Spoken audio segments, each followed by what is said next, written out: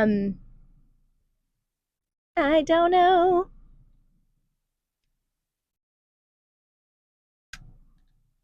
What was I talking about? Oh my God. Okay, Reels. Oh, right. Hey, hi, hello, and welcome to BU Basics, short for Be Unbranded Basics. This is a series that I'm creating that basically gives you the tools and the basics, the foundations of social media so that hitting post is way less overwhelming and much easier. So today our topic is going to be B-roll, what it is and how to use it. So essentially B-roll is just like it's behind the scenes stuff, right? Like it's showing your life behind the scenes, things that people like wouldn't necessarily see all the time. If you're working on a project, it could be like some of the project steps. If you're a creative, it could be you making your art.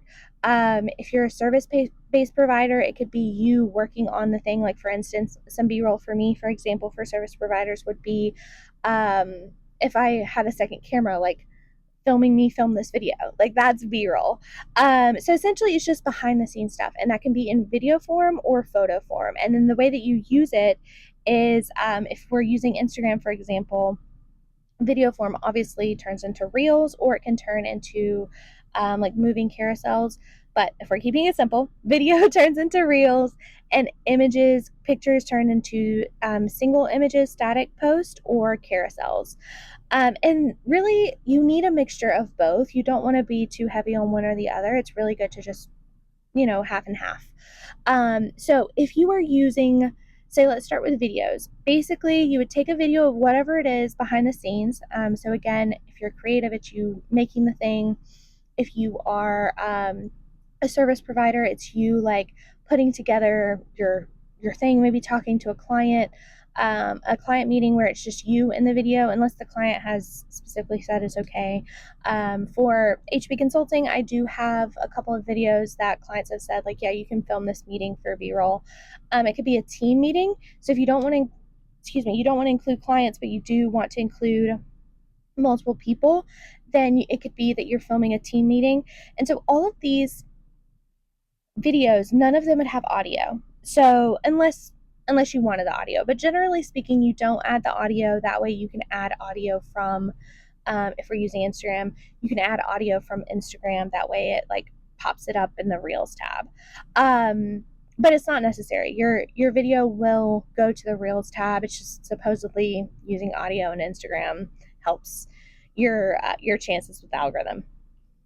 I don't know if that's true, but anyway, we're not talking about audio today. So once you get your video, you upload it into whatever editing app you're using. I personally use, if it's a quick B-roll video, I personally use the Instagram app just because it's much easier, just because I'm already in there. I edit it in the app and then I post it right there. There's just a lot less steps, and for my ADHD brain, that just is very helpful. But you can also edit it in CapCut, Canva, wherever you normally edit your videos and you're most comfortable. Feel free to do that and then bring it over to the Instagram app, or bring it over to your scheduling platform, whichever. So once you do that, you're going to either, you put your text on the screen, just like normal, but the video is not of you talking. So the point is, like, the text is going to carry the post, and the visual is literally there just to complement. So either it helps explain the story, or it has nothing to do with what you're talking about, and either is fine. It really just depends on if you want the visual to complement what you're talking about in the text. Noticing my camera is sliding down here. Okay, so anyway, back to whatever I was saying. So you're adding text to the screen, and to your caption, and that's really what's going to carry the video. The visual behind it is there just for a visual, just for an easy visual that literally you took one day that you had energy, that you were like dressed up or whatever. You just got out of the shower, put on moisturizer, mascara, like myself, and that is your video. And you could literally be editing it like laying down in bed if you're like, ugh, I just cannot, but I know I need to post today. That B-roll makes it super easy. So that's the version for Reels. The other option is photos, and you can either use a single image, like I said, or carousel. Same thing, more than likely you're going to be putting text on the screen. That those types of images and carousels do much better than just an image with no text and then like a heavy caption. So you really want to tell the story through the image or through the carousel, and then have your caption really just like support it and have your call to action. You can have your call to action in the carousel as well, but mostly your call to action is going to be in your caption. So again, you're using these visuals just to tell a story. They can have something to do with what you're talking about, or they don't have to have anything to do at all with what you're talking about. And honestly, I use a mixture of both.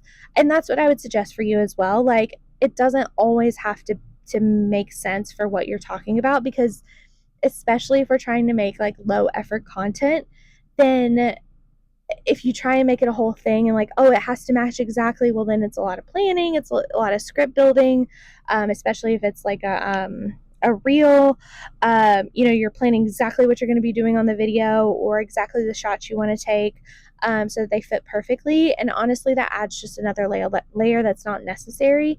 When in reality, you could just slap a photo that has nothing to do with what you're talking about and probably would perform a lot better than if you spent a whole lot of time trying to make sure you got the right photos or the right video, specifically for what you're talking about. Now, if it naturally happens or it's super easy to do, absolutely. Or you want to plan a day that you are specifically getting content. For instance, if you're launching something and you want it to be very specifically connected to whatever you're launching, then that makes sense. You set a day, and that's the day you're recording that content, and you know it's just going to be a little bit more hands-on, more time intensive, and that's fine. But if you're trying to create just like low effort content so that you have B-roll ready for days that you're just not feeling it, but you know you need to send something out and you have an idea for what you need to send out, but you don't have the visuals, this is really what B-roll, the kind of magic of B-roll, and why I love it. So again, B-roll is just behind the scenes stuff. It could be you drinking a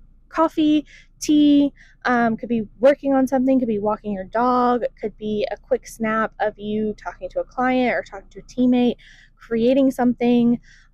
Your face can be in it or it doesn't have to be. It could literally, some of my B-roll is like me at the gym. I'm not a gym bro. It's literally, I go there out of spite. But it could literally be anything.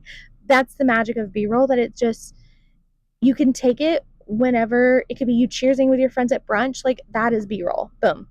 It could be you probably you know what is crazy? Sorry, I don't know my words. You know what's crazy is you probably have like 16 videos right now in your camera roll and like 10 photos that you could use as B-roll. So that is your challenge today, is to look in your phone. I didn't know I was given a challenge, but that is your challenge today, to look in your phone and see what you can already use as B-roll, because I guarantee you have a lot more already that you can use than you think, because it does not have to be connected to the thing you're about to post about at all. It can, but it does not have to be, and that's the magic of B-roll. Okay, thanks, bye. Love you, bye.